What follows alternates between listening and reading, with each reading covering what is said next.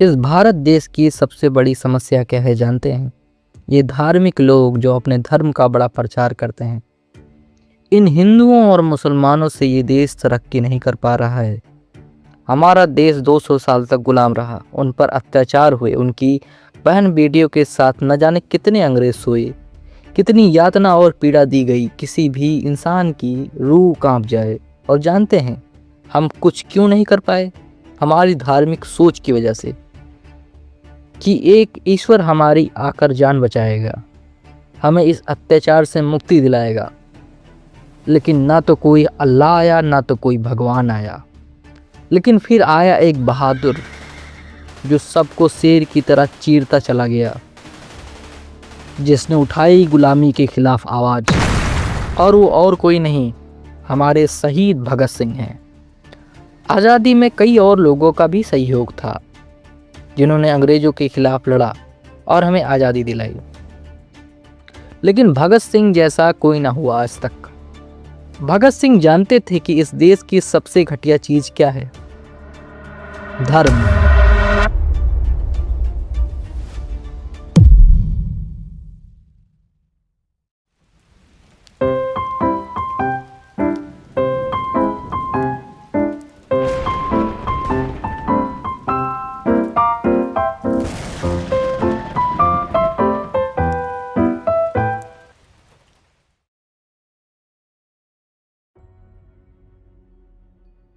Video शुरू करने से पहले मैं तुम्हें बताना चाहूँगा कि अगर तुम भगवान पर मानते हो, या हिंदू हो, या मुसलमान हो, या धार्मिक व्यक्ति हो, तो वीडियो अभी छोड़ दो। क्योंकि वीडियो तुम्हें या तो पसंद आएगी या तो हद से ज़्यादा नफरत हो जाएगी इस वीडियो से। हम सिर्फ सच्चाई परोसते हैं, अब चाहे वो स्वादिष्ट लगे या मुंह का जायका बेकार कर दे आपका। हम यहाँ पर ईश्वर के अस्तित्व और धर्म पर सवाल उठाते हैं। इसके अभी तक मैंने 2 पार्ट्स तैयार किए हैं, आप जाकर देख सकते हैं। छोटे सवालों से लेकर हम बड़े सवालों तक बढ़ रहे हैं, और आगे भी इसके कई नए पार्ट्स बनने वाले हैं। अगर आप ईश्वर के पक्ष में हैं, आपके पास कोई तर्क है जिससे ईश्वर साबित हो जाए, तो अपना जवाब आप कमेंट में डाल सकते हैं। आपके सवालों को अगले वीडियो में लिया जाएगा और इस पर भी वीडियो बनाई जाएगी। क्योंकि ज्ञान सीमित नहीं है, हर इंसान के पास अलग अलग ज्ञान होता है। तो शुरू करते हैं इस वीडियो को। सोच कर देखिए कि आपके पड़ोस में किसी इंसान का घर जल रहा है। आपके पास पानी है, वो सारी सुविधाएं हैं जिससे आप आग बुझा सकते हैं, आपके पास हिम्मत भी है। लेकिन तब भी आप आग को नहीं बुझाते। तो आप रियल लाइफ में ऐसा तो नहीं करेंगे। लेकिन आप सोच कर देखिए कि अगर एक इंसान ऐसा करता है तो वो कितना बेरहम इंसान है। उसके पास सब कुछ है, तब भी उसने कुछ नहीं किया। और यही चीज़ अप्लाई होती है गॉड पर, भगवान पर, कि उसे सब कुछ पता है तब भी वो कुछ नहीं करता। पता है कि एक बुरा इंसान आज किसी की हत्या करने वाला है, आज रात किसी लड़की का बलात्कार होगा, तब भी वो भगवान कुछ नहीं करता। जिसे सब कुछ पता है, वो सब कुछ जानता है, लेकिन तब भी वो कुछ नहीं करता। बस वो चीज़ों को होने देता है, चाहे वो बुरी चीज़ें हों, चाहे वो अच्छी चीज़ें हों, बस वो होने देता है। भगवान क्यों कुछ नहीं करता? अगर आपके पास इसका जवाब है तो ज़रूर बताएं। लेकिन यहाँ पर एक मज़ेदार बात है, क्योंकि इसका एक मजबूत जवाब है, और वो जवाब है फ्री विल, मुक्त इच्छा। देखो, भगवान ने हमें फ्री विल दी है, फैसला करने की क्षमता, चुनाव करने की क्षमता। अगर हम चाहें तो बुराई का रास्ता चुन सकते हैं या अच्छाई का रास्ता चुन सकते हैं।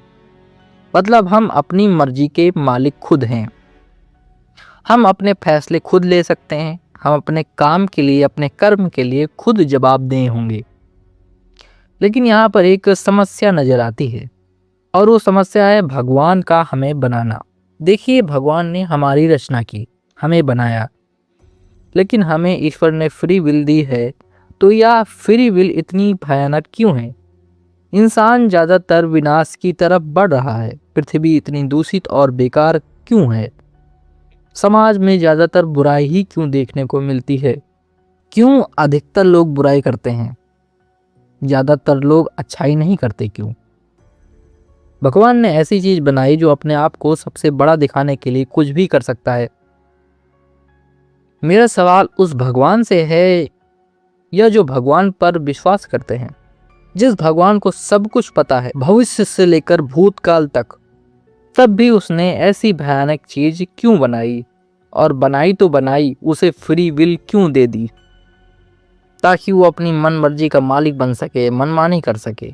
कुछ लोग कह सकते हैं कि ये भगवान की लीला है, अगर बुरे काम नहीं होंगे तो अच्छा क्या होता है समझोगे कैसे? लेकिन इसका भी जवाब है मेरे पास। तो पहले बुराई को समझते हैं।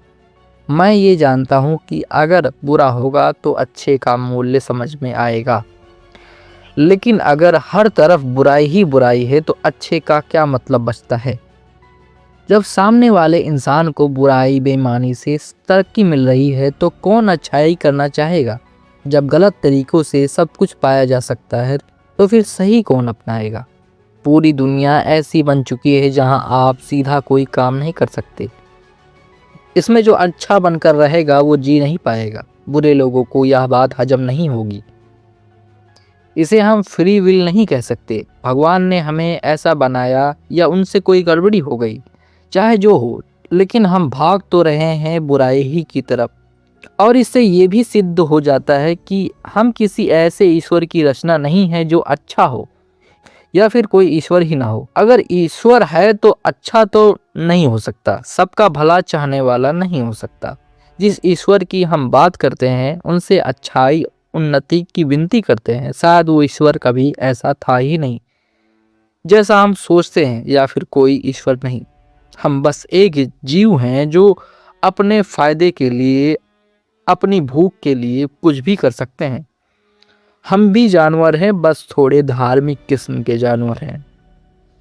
हम बात करते हैं धर्म की, अच्छाई की, शांति की, लेकिन हम चाहते हैं इसका बिल्कुल उल्टा है। हमारी सोच में हमेशा मक्कारी होती है। हम कब किसको दबाकर राजा बनने की सोच रखते हैं। हर इंसान बाकी इंसानों पर राज करना चाहता है। हर छोटा सा छोटा इंसान सबको गुलाम बनाना चाहता है। इंसान एक ऐसा जीव है जो सब कुछ खत्म करने की ताकत रखता है। और तुम कहते हो कि हमें एक अच्छे भगवान ने बनाया, तो सोच कर देखो, अगर भगवान की रचना इतनी घटिया हो सकती है तो भगवान कितना घटिया हो सकता है। लेकिन ऐसा नहीं है। भगवान ने हमें नहीं बनाया, भगवान को हमने बनाया। क्योंकि अगर भगवान होता और अच्छा होता तो वो हमें बनाने की भूल ना करता। भगवान की रचना हम इंसानों की है, तभी भगवान इतना बेरहम है। नास्तिक होना कोई अपराध नहीं है, अपराध तो है आस्तिक होना, उस भगवान को मानना जो हम ही ने बनाया। लोग भगवान की पूजा नहीं करते, लोग अपनी पूजा करते हैं, अपने बनाए गए भगवान की पूजा करते हैं। लोग कहते हैं कि धर्म शांति लाता है, पूजा पाठ करने से सब कुछ ठीक हो जाता है। क्या सच में ऐसा होता है? ऐसा कुछ होता तो जो लोग भगवान के दर्शन के लिए जाते हैं वो मारे नहीं गए होते। ऐसे कई हादसे सामने आते हैं जहां पर लोग जाते हैं दर्शन के लिए और मर जाते हैं। जो उस दिन हुआ, इससे साबित होता है कि कोई भगवान नहीं। उस दिन क्या हो जानते हैं?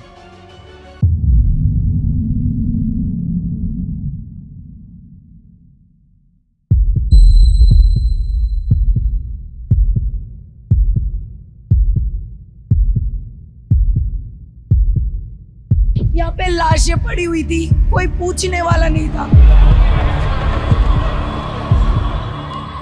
मलबे में से लाशें निकल रही थी। ये आप देखेंगे एक ट्रैक्टर भर करके यहाँ से कपड़े, लत्ते, चप्पल सब कुछ ले जाया जा रहा है। भगदड़ के जो निशानियां हैं उसको हटाया जा रहा है। कम से कम 7-8 ट्रैक्टर गए। ये तस्वीरें छिपाई जाएंगी, जो ये गवाही है बताएगा इसकी कोई जिम्मेदारी लेगा कि नहीं लेगा। भगदड़ हुई है, उसका किसी वीडियो में, किसी चैनल में कैजुअलिटी का कहीं जिक्र ही नहीं है। इतने कार्ड यहाँ पे लावारिस है, इसका मतलब ये लोग कहाँ चले गए। हम लोग उठा रहे हैं, गिर रहे हैं, लोग कितने कुचल भी गए। उन्होंने ये बात क्यों नहीं बताया कि संगम के अलावा जूसी इलाके में भी भगदड़ मची थी।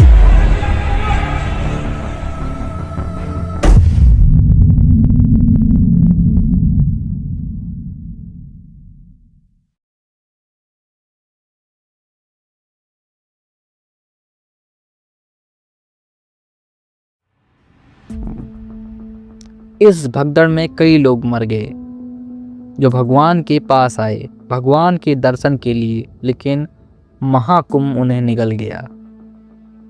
और यह कोई एक हादसा नहीं है, आए दिन ऐसे हादसे होते रहते हैं। 3 महीने पहले आंध्र प्रदेश के वेंकटेश्वरा मंदिर में यह हादसा हुआ और ये हादसे समय के साथ बढ़ रहे हैं। जो भगवान के दर्शन के लिए गए थे और वापस लौटे बहुत बुरी हालत में, घायल होकर, अपनों को खोकर अपनी जान गंवा बैठे। तो आप इससे क्या समझते हैं? जिस भगवान की आप पूजा करते हैं वो एक हैवान है या हम इंसानों की एक खतरनाक सोच की उपज है? लेकिन क्या ये सब रोका जा सकता है? इन हादसों को कम किया जा सकता है? हाँ, कम किया जा सकता है। किसी इंसान के विचारों को अपनाकर शायद इस चीज़ को कम किया जा सकता है। तो आप समझ गए होंगे मैं किस विचारों की बात कर रहा हूँ।